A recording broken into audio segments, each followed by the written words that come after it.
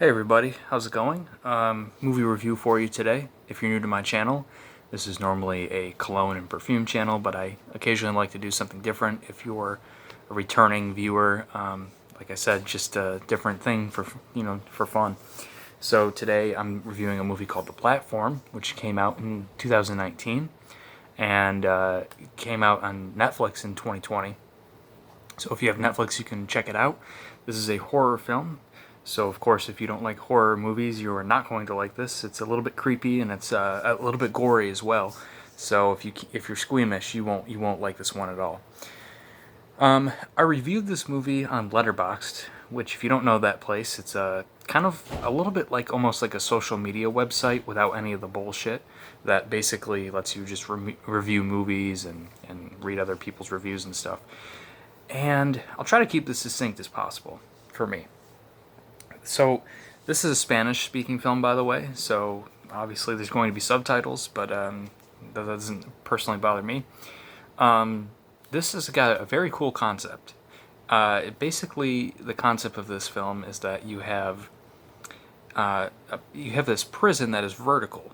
So each floor has like your standard bed and a sink, and there's a hole in the middle where you can look down and look up, and you can see the next floor. That's how the prison cells are essentially stacked. And every single day, through that hole in the floor, this kind of table of food comes down, and you get to eat the food.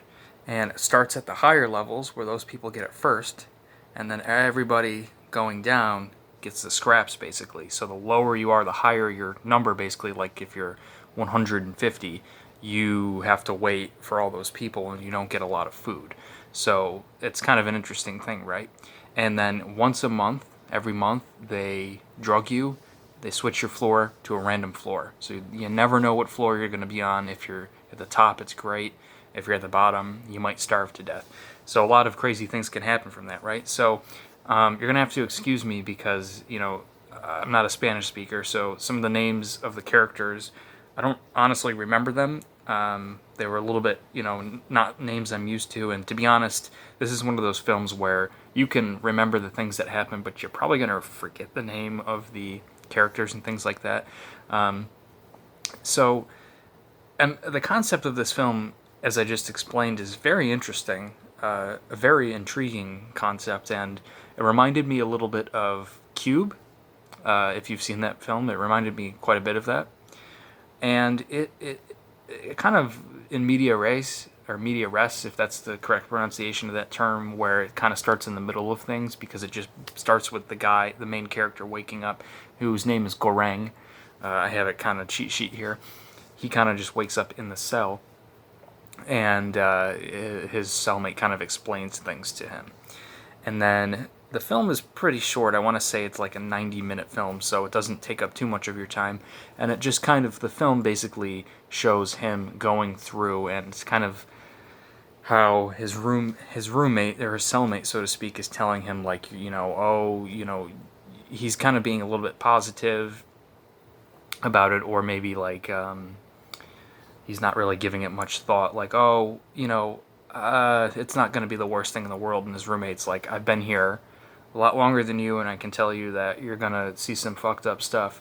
And that's really what happens. And so the majority of the film is him, kind of going through, changing rooms and floors and stuff, and kind of a little bit. I don't want to spoil anything in this review if you haven't seen it, but that's basically the gist of this film. So there's a couple subplots in this movie. There's not a ton of things like, okay. So like I said, I don't want to spoil this film because I think it's worth watching. If you're a horror film fan, like I said, the setting is very, very good. And the set pieces themselves, the prison cell, is very minimalist looking, but I thought the set design was very effective. And I thought there was a lot of gore in this film. Like I said, if you aren't accustomed to gore, it's going to be like way too extreme for you. If you like slasher films and stuff like that, you're probably not going to be that offended by it. You're probably going to be used to what you're seeing. The gore was very well done, I will say. They used a lot of practical effects, which I always love, so it looked very good.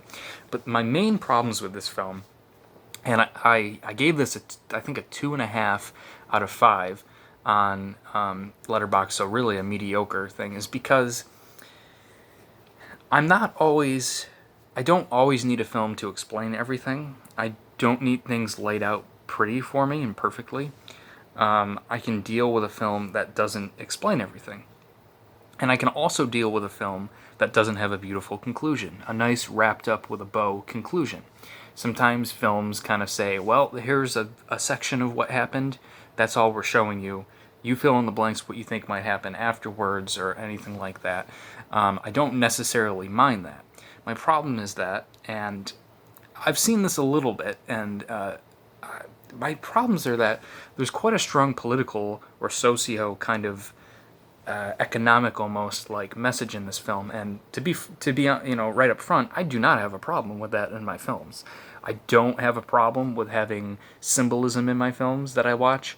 I don't have a problem with them talking about social issues or political issues or economic issues or whatever.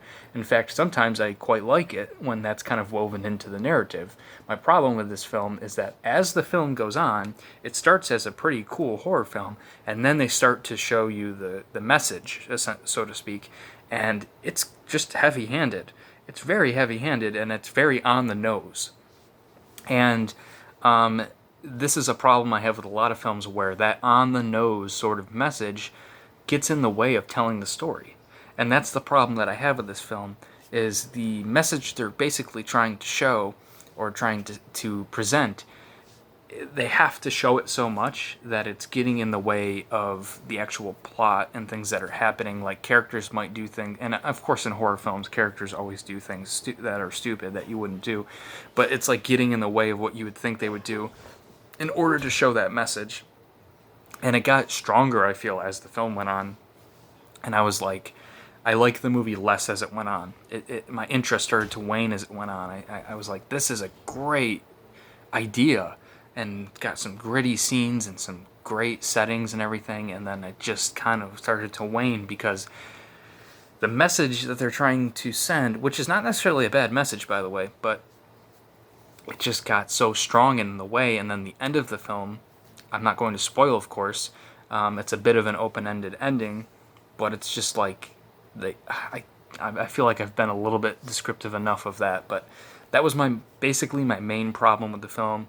To summarize it, it is a kind of a fun film to watch. It's a time waster on an afternoon if you're a horror fan and you can handle like gory stuff. There's some gory scenes, but it kind of pumps the brakes a lot. That was my biggest problem in order to present that message that was not done subtly enough, I think. I think the acting was good. Specifically the main character, Ivan Massagué, I'm going to butcher that name. That was the name of the actor who played Goreng. He was great. I haven't seen him in anything else, but he was a very good actor, and pretty much all the other actors were really good as well. So, yeah, so I would say check it out. I would say that you probably will find some enjoyment. You personally might not find the kind of message, the heavy-handedness that I described, to be a detriment to you. You might not notice it, or you might not think it's a problem, but for me, it really distracted me from the film, and that's why I inevitably, as I said, gave it a 2.5-star rating, because I just didn't. It just it felt almost incomplete in a way in that sense. It ended up not fulfilling that satisfaction. So, yeah, that's The Platform on Netflix. I suggest you check it out. I would recommend it for an afternoon time waster. Like I said, it's a short film. Anyways, thanks for watching, people. I'll try to do some more of this if you all enjoy it. I watch a lot of movies and I read a lot of books, so I expect to do some more of that kind of stuff in the future. Anyways, everybody have a great day. I hope everybody's well and safe and just having fun. So, peace out.